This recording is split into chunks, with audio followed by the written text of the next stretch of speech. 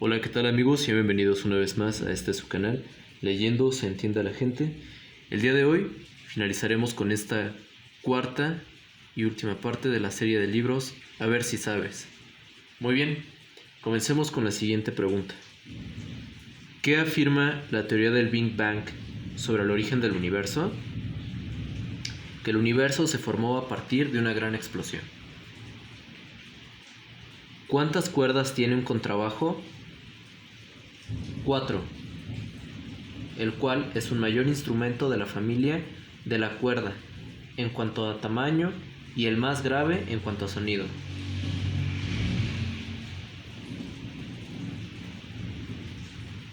Ahora bien,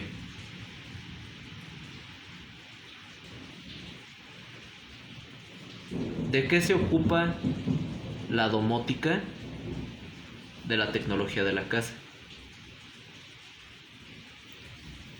¿Cuándo fue creada la ONU? El 24 de octubre de 1945.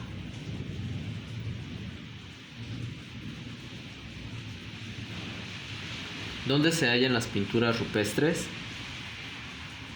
En cuevas. ¿Quién escribió Platero y yo? Juan Ramón Jiménez. ¿Qué país del mundo tiene la mayor red de autopistas? Estados Unidos de América. ¿De dónde venían los vikingos? De las tierras escandinavas. ¿Qué tipo de triángulo se trata si hablamos de una hipotenusa? De un triángulo rectángulo.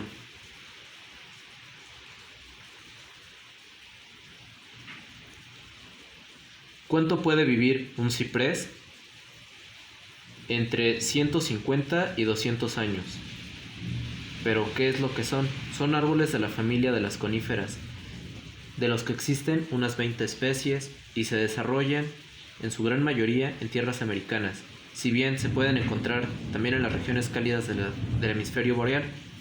Considerado uno de los árboles más longevos, la especie más conocida es la denominada Sempervirens. Y este es un árbol muy apreciado para la ornamentación de espacios.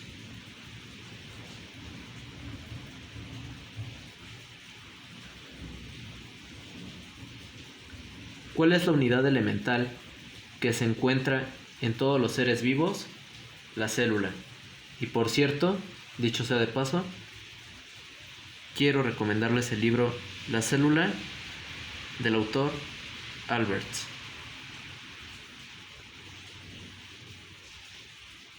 ¿Qué río pasa por la ciudad mexicana de Nuevo Laredo? ¿El Río Grande del Norte o Río Bravo? ¿Cuál es la catarata más alta del mundo? El Salto del Ángel en Venezuela. ¿Cómo se llama el insecto del sueño? Mosca tis tis. La picadura de esta mosca, originaria de África, transmite el parásito Trypanosoma gambiense, que produce la llamada enfermedad del sueño, cuyos síntomas son una fiebre elevada y una sensación constante de sueño.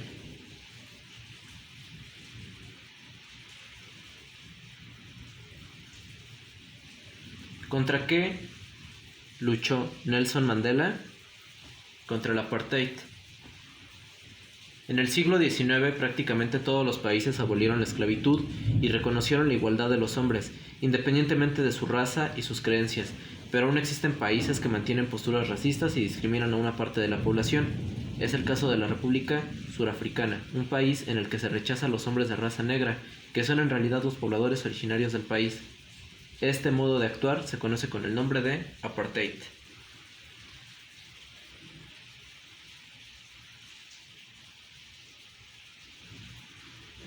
¿Cuál es el río más largo del mundo?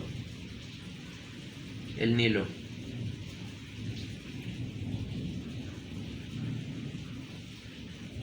Para todos nuestros seguidores extranjeros desde otras partes del mundo, probablemente hayan escuchado hablar alguna vez de los zares. ¿Quién era Iván el Terrible?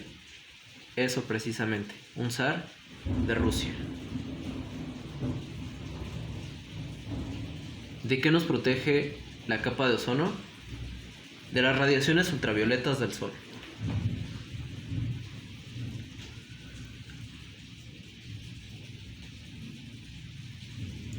¿En qué país nació Picasso? En España. El genial pintor Pablo Ruiz Picasso nació en Málaga en 1881. Vivió después en Barcelona y tras varios viajes a la capital francesa se instaló definitivamente en París en el año 1904. A lo largo de la obra de Picasso se suceden varias etapas. En la época azul, Picasso pintaba figuras lánguidas y estilizadas, utilizando básicamente tonos azulados y grises. En la época rosa, más optimista, abundan los cuadros de acróbatas, trapecistas y arlequines, y el cubismo, un estilo pictórico que el artista malagueño ideó y difundió junto con Braque, y que consiste en reducir las figuras a formas geométricas. Saliéndonos un poco del tema, pero hablando también de otras corrientes del arte, les sugiero al autor Claude Monet. Monet fue un impresionista y también, por cierto, un muy buen pintor.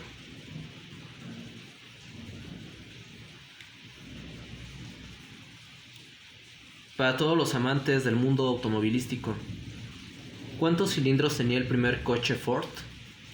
2. Henry Ford, 1863-1947, trabajó desde niño como ayudante en un taller mecánico y luego estudió ingeniería industrial. Después de trabajar muchos años en una compañía eléctrica, en 1903 decidió fundar su propia empresa con otros socios en la ciudad estadounidense de Detroit, a la que llamó Ford Motor Company. Ese mismo año, la empresa fabricaba su primer coche, el Ford A. Este primer modelo tenía 2 cilindros y no recorría a más de 20 km por hora. Los cilindros son el lugar donde se insertan los pistones y se decide la potencia de un coche.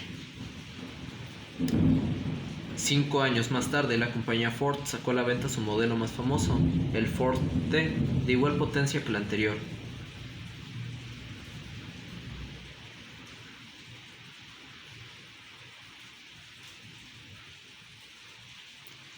¿Cómo se llama el aparato que se utiliza para medir la humedad del aire? Higrómetro o higrómetro de condensación. La atmósfera contiene vapor de agua. La cantidad de vapor de agua varía según las zonas e influye en los cambios de tiempo. Así, un aumento de la humedad del aire indica que puede llover. Los higrómetros más utilizados actualmente son los llamados de condensación. Estos aparatos determinan la aparición del punto de rocío, es decir, el punto a partir del cual se empieza a condensar el metal con las paredes niqueladas, que contiene éter. La cápsula está conectada a una pera de goma, mediante la cual se provoca la vaporización del éter, y a un termómetro. Cuando el éter se evapora, las paredes se enfrían. En el momento en que aparece el rocío, la temperatura que indica el termómetro se toma como referencia para obtener, mediante unas tablas de valores ya elaboradas, el cálculo de la humedad del aire.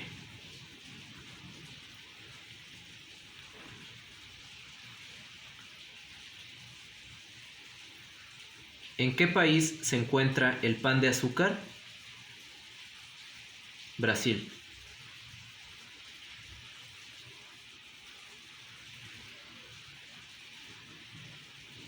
¿Cómo se llama la vista que toma una cámara cuando se desplaza horizontalmente más de 90 grados? Panorámica. Hemos visto muchas veces en el cine o la televisión escenas en las que la cámara hace un movimiento horizontal mostrando un paisaje, desde una montaña a la izquierda del campo de visión hasta un pueblo a la derecha. Ese movimiento permite observar una imagen más amplia de la que puede captar la cámara estando fija. Es similar a fijar la vista en un objeto en un punto de nuestros lados y luego girar lentamente la cabeza hasta observar todo lo que sucede en el otro lado.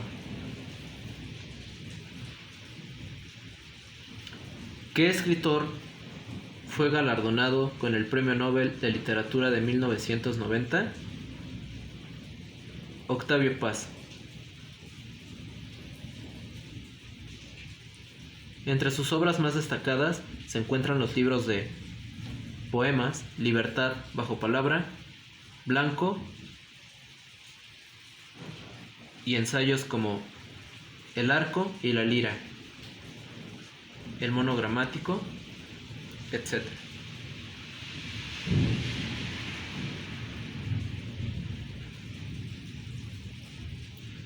Recientemente, durante un juego de tenis en un país del extranjero, no fue en México, se rompió la barrera del sonido y los jugadores se sorprendieron mucho, pero ¿cuándo se rompió por primera vez la barrera del sonido? En enero de 1948. Pero ¿y qué es precisamente romper la barrera del sonido?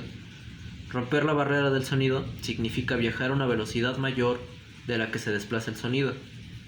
Cada vez que hay una tormenta eléctrica, primero vemos la luz del relámpago y pocos segundos después oímos el estruendo del trueno. En realidad ambos se producen al mismo tiempo, solo que la luz viaja a mayor velocidad que el sonido y por tanto podemos percibirla antes.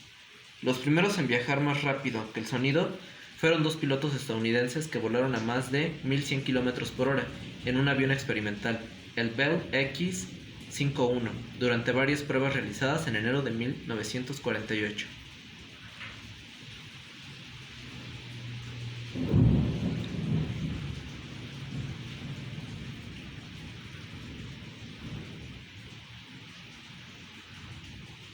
¿Cuándo se utiliza el megatón como unidad de medida? Cuando se calcula la intensidad de la explosión de una bomba nuclear. La intensidad y el poder de destrucción de una bomba nuclear son enormes. Como unidad para medir objetivamente dicha intensidad se ha fijado el megatón. Un megatón equivale a la energía que desprende la explosión de 1.000.000 de toneladas de TNT, dinamita. El megatón relaciona las bombas nucleares con uno de los explosivos más utilizados con finalidades no bélicas, el TNT.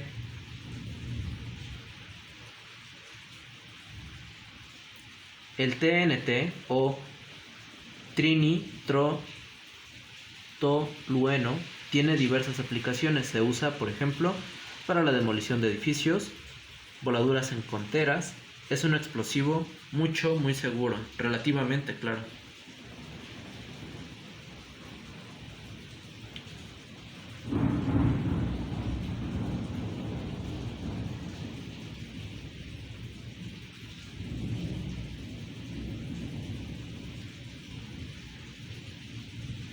¿Quién escribió Los Tres Mosqueteros? Alejandro Dumas.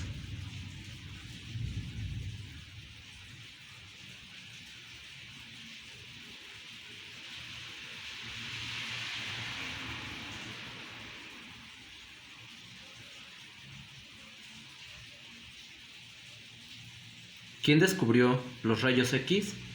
El físico alemán Wilhelm Conrad Roentgen.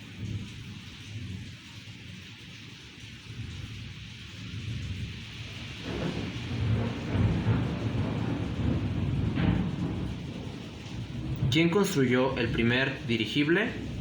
El conde alemán Ferdinand Zeppelin. Muy curioso, ¿no? Como Led Zeppelin, la banda.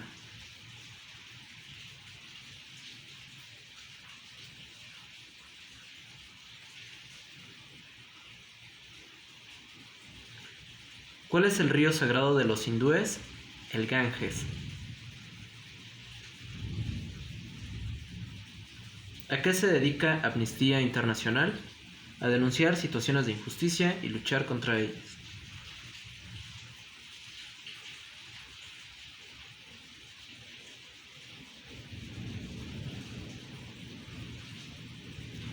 Muy bien. Y ya para concluir, ¿qué es un bestseller? Es un libro que obtiene un gran éxito de ventas. Ejemplos: la Biblia, El Quijote, Lo que el viento se llevó, Papillón, Las sandalias del pescador o La cabaña del tío Tom, por citar tan solo algunos ejemplos. Muy bien amigos, hasta aquí el video del día de hoy. Por favor, si les gustó, no olviden dejar su like, suscribirse, compartir en sus redes sociales y dejarme un comentario en relación a este video. Hasta luego.